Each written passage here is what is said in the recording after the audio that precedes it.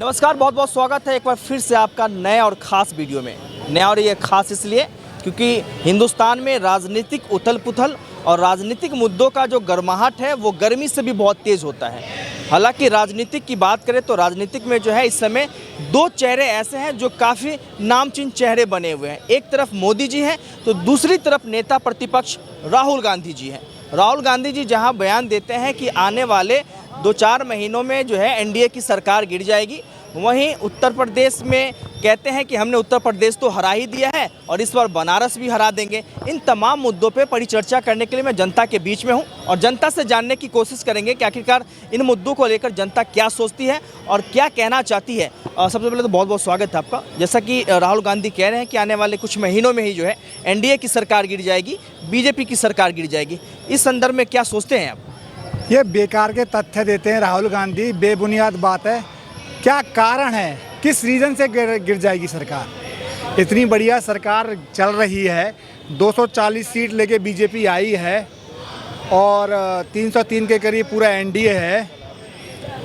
ये कहते हैं कि एक बैसाखी की सरकार है, बैसाखी की सरकार है। कभी कह रहे हैं चंद्रबाबू नायडू बदल जाएंगे, कभी कह रहे हैं नीतीश कुमार जी पलट जाएंगे। नीतीश कुमार जी का और बीजेपी का रिश्ता 4-5 साल का, 2-3 साल का नहीं है। 2002 से 2003 से एनडीए के गठबंधन में है नीतीश कुमार जी। नीतीश कुमार जी राहुल गांधी के पास जाके करेंगे क्या? मात्र 12 सीट लेके तो प्रधानमंत्री बन नहीं सकते और मात्र 12 सीट लेके वहाँ इंडी गठबंधन की सरकार नहीं बन सकती। उनको कह रहे हैं ना कि प्रधानमंत्री का पद दे देंगे। वो कह रहे हैं कि गठबंधन को तोड़ मरोड़ के कहने कहीं हम जो है इंडिया गठबंधन की सरकार बना लेंगे, फिर नीतीश बाबू को प्रधानमंत्री बना देंगे। मात्र 12 सीट से नहीं बनेगी ना वहाँ पर सरकार। नीतीश कुमार जी की अगर 25 से 30 सीट होती ना तो नीतीश कुमार जी कब के चले गए होते, कब के चले गए होते। नीतीश कुमार जी को पता है कि मेरी 12 सीट हैं, 12 सीट में ना तो वहाँ गठबंधन में सरकार बनती है, लेकिन यह 12 सीट में 2-2 मंत्रालय मिले हुए हैं। एनडीए में, बीजेपी में 12 सीट में मात्र 2-2 मंत्रालय मिले हुए हैं और बहुत बढ़िया सरकार चल रही है। अब ये चंद्रबाबू नायडू जी की बात करते हैं जी, चंद्रबाबू नायडू जी आ जाएंगे हमारे साथ। क्यों आ जाएंगे? यहाँ खुश नहीं है चंद्रबाबू नायडू जी। 16 सीट में 2-2 मंत्रालय मिले हुए हैं और एनडीए में शामिल है और वहाँ पर राज्य सरकार में, जो राज्य में चंद्रबाबू नायडू जी मुख्यमंत्री हैं आंध्र प्रदेश के, वहाँ पर बीजेपी भी शामिल है उस चीज़ में। 3 एमपी निकाल के लाइए इस बार और 8 एमएलए निकाल के लाइए विधानसभा में इस बार आंध्र प्रदेश के अंदर। तो राहुल गांधी बेकार के तथ्य देते हैं, बेकार की उलझुल बातें करते हैं। जब उनसे बोला जाता है कि आप बोलिए, नीट के ऊपर कुछ बोलिए लोकसभा में या बेरोजगारी के ऊपर कुछ बोलिए, तो वो बोलते हैं हिंदू हिंसक है, हिंदू हिंसक है और हिंदू हिंसक है। 90 मिनट तक यही रट लगाए रखते हैं कि हिंदू हिंसक है, हिंदू हिंसक है, हिंदू हिंसक है, और जब 90 मिनट पूरे हो जाते हैं फिर कहते हैं जी मेरा माइक बंद कर दिया। राहुल गांधी तो आरोप तो ये लगा रहे हैं ना कि मैंने हिंदू को हिंसक बोला नहीं, वो तो तोड़ मरोड़ के मेरे बयानों को प्रस्तुत किया जा रहा है। बोला उन्होंने ये बोला कि जो बंदा या जो शख्स ये कहता है कि मैं हिंदू हूँ वो हिंसक होता है। वो कैसे हिंसक होता है? जो बंदा कहेगा मैं हिंदू हूँ वो कैसे हिंसक होता है? और जब उन पे पलटवार किया तो वो कहने लग गए जी मैं तो सीरी पोतने लग गए जी, मैं तो बीजेपी के लिए कह रहा था, मैं तो आरएसएस के लिए कह रहा था। राहुल गांधी के अंदर इनमेच्योरिटी है, वो लॉन्च नहीं हो पा रहे हैं। सोनिया गांधी जी फर्स्ट टर्म में उन्हें लॉन्च करने की कोशिश करी, 2014 में नहीं हो पाए। 19 में कोशिश करी, लॉन्च नहीं हो पाए।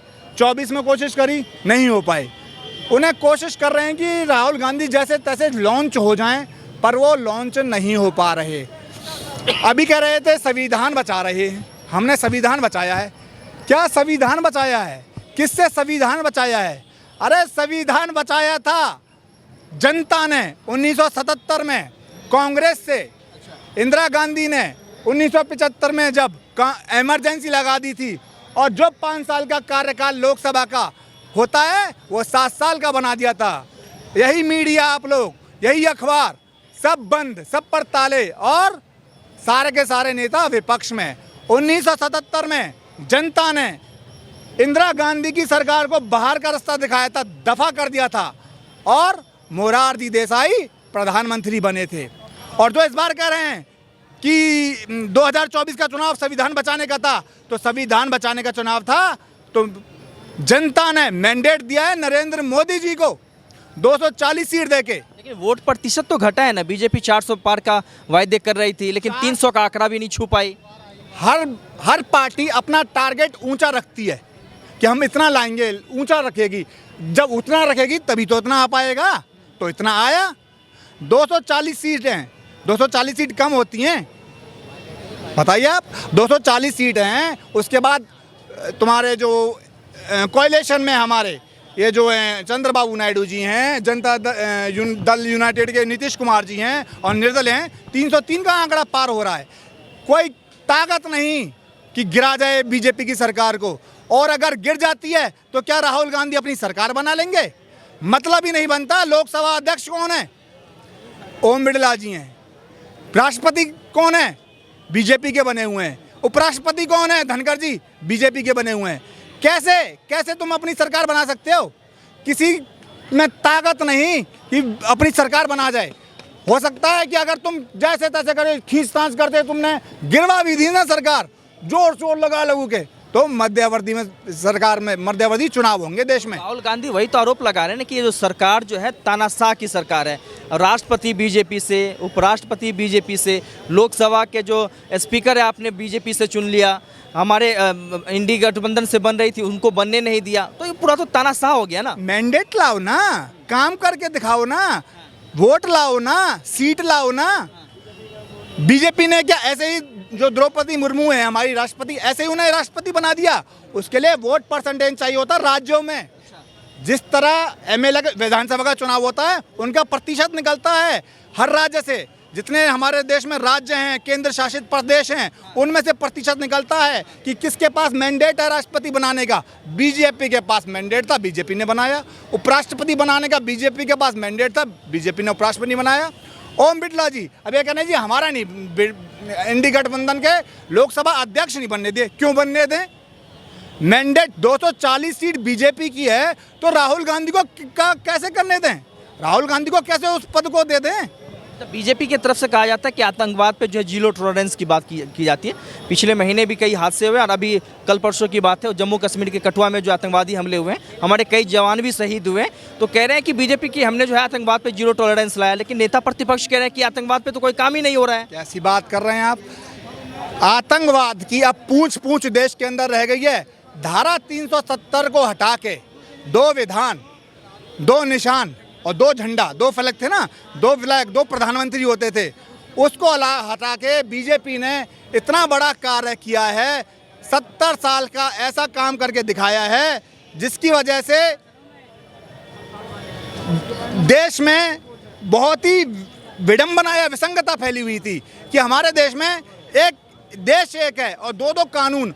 जम्मू कश्मीर की जनता जो यहाँ पर फैसिलिटी मिल रही हैं, जो यहाँ पे संभावना है, उन चीज़ों से वंचित रह जाती थी। एसटी, एससी, जो दलित वर्ग है, उन चीज़ों से वंचित रह जाता था। अब रही आतंकवादी की बात। आतंकवाद इससे पहले कितना हुआ करता था? धारा 370 के हटने से पहले लाल चौक पे होता था, छोड़ दीजिए ना, आप होता था उसकी बात अलग है। आप आए तो जीरो टॉलरेंस पे आए थे, आप आए तो जीरो टॉलरेंस पे कि आतंकवाद पे हम रोक लगा देंगे, लेकिन आतंकवादी हमले अभी भी हो रहे हैं। आतंकवादी हमले सिर्फ जम्मू कश्मीर में हो रहे हैं, उस पर भी कंट्रोल किया जा रहा है, ठीक है ना। कांग्रेस की सरकार के समय पूरे देश में आतंकवादी हमले होते थे। ये आपने भी देखा होगा, दिल्ली में ट्रेनों में ब्लास्ट हो रहा है, करोल बाग में हो रहा है, लाल किले पे हो रहा है, मुंबई में मेट्रो में ब्लास्ट हो रहा है, ताज हमले हो रहे हैं। तब ये कहते हैं आतंकवादियों हाथ है, आतंकवादियों हाथ है। सरकार, जनता ने जब हाथ ही हटा दिया तो आतंकवादी ही हटे हुए। तो कहाँ है भैया? जम्मू कश्मीर तक सीमित है सिर्फ आतंकवाद।